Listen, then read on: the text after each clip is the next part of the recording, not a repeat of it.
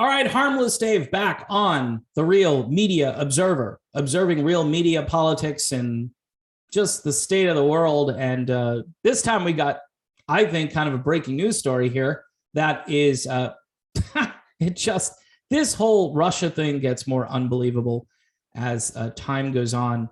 And people wonder, why did Vladimir do this? Well, Russia said on Thursday, which is today, that the Rosemont Seneca Investment Fund, led by Hunter Biden, the son of U.S. President Joe Biden, is funding the Pentagon's military biological program in Ukraine, according to the UK Telegraph. All right, full stop. Now remember, there are no biolabs. Well, now there are some kind of biological research facilities, according to Victoria Nuland and Marco Rubio, who was running cover for Victoria Nuland, who has been in every presidential administration dating back to like Theodore Roosevelt, okay? And although probably Theodore Roosevelt wouldn't have her in his administration, that would be my guess. So maybe she's not that old. Anyway, U.S. President Joe Biden must explain his son Hunter's involvement in the operation of biological laboratories in Ukraine, according to Russia's State Duma Speaker, Vyacheslav Volodin. Okay, I'm trying to do my best. And he's actually posting this on his Telegram channel. The incoming materials allow us to trace the scheme of interaction between U.S. government agencies and Ukrainian biological objects. Now, think of this. Remember, Russia, Russia, Russia. Well, it's actually U.S., U.S., U.S.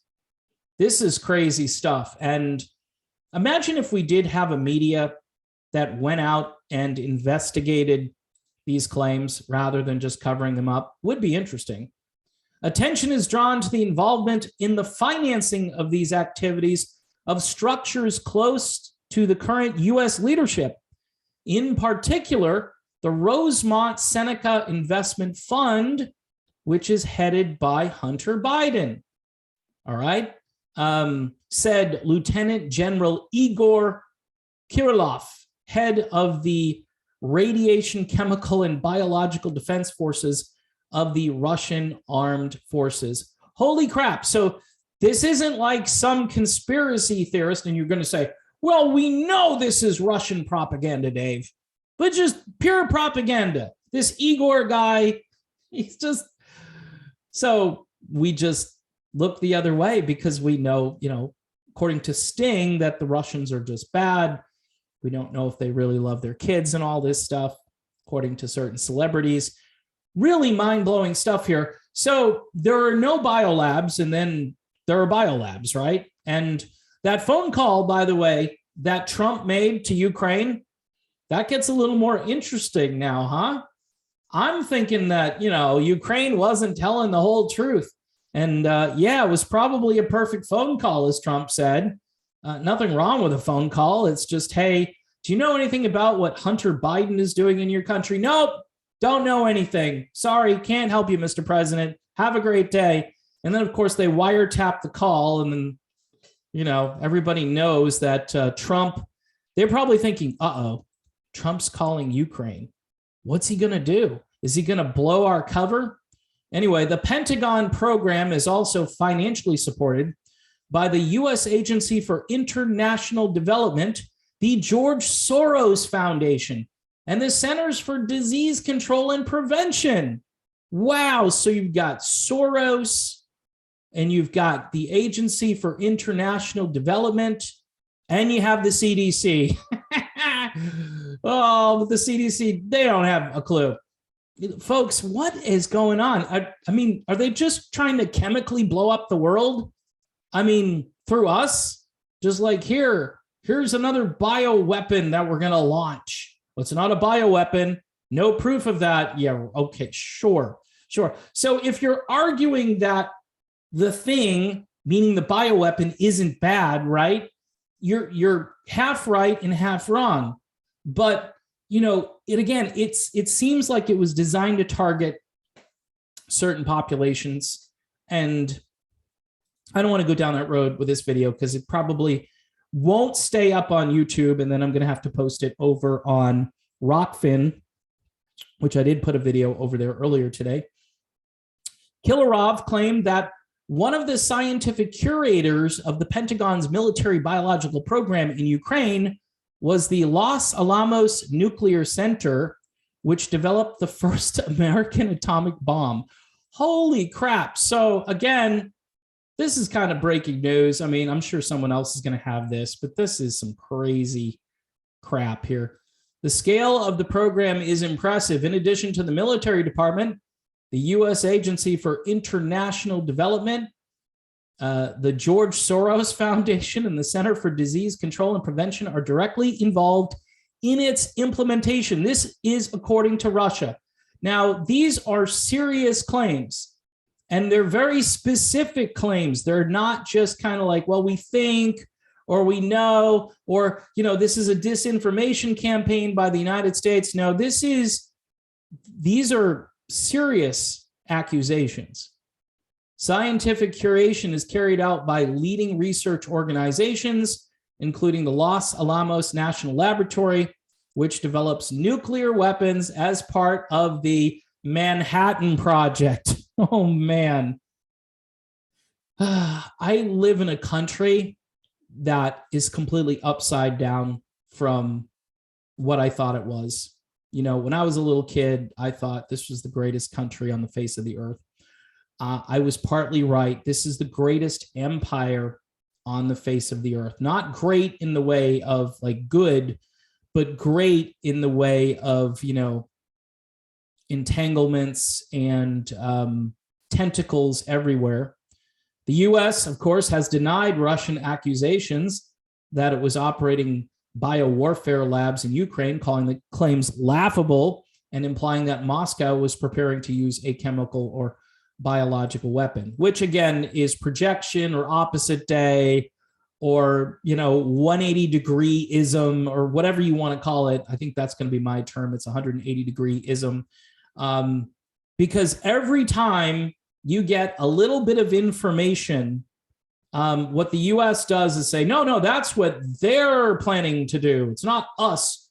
We're the responsible ones here. They're just trying to head off these accusations before we level them on them. We're going to level these accusations on Russia. And of course, they're going to respond that, no, they had no idea. But in this case, if this was a publicity war or war of propaganda, well, Russia just scored like a 3-point shot, you know, swish. And the U.S. is just sitting there going, oh, and just like they were wrong about the biolabs and that information started coming out, they said, no. And so I am more inclined to believe the Russians here. So again, nothing to see here. Another day in paradise. Joe Biden, his son, Hunter Biden, was part of this Rosemont Seneca Investment Fund. By the way, it's just his name. Like he was on crack. There's no way he knew what was going on. They used him, you know, to get to his dad. And the funding is part of the Pentagon's military Imagine using a stooge like that. This is how adept the Pentagon is. They couldn't even find a stooge that wasn't involved with the stuff that he's involved in. And then imagine the stupidity. This is why the FBI did nothing for so long, of dropping that laptop off at some rogue repair shop. I don't want to say rogue, but just kind of off the beaten track. And then thinking that was a good idea.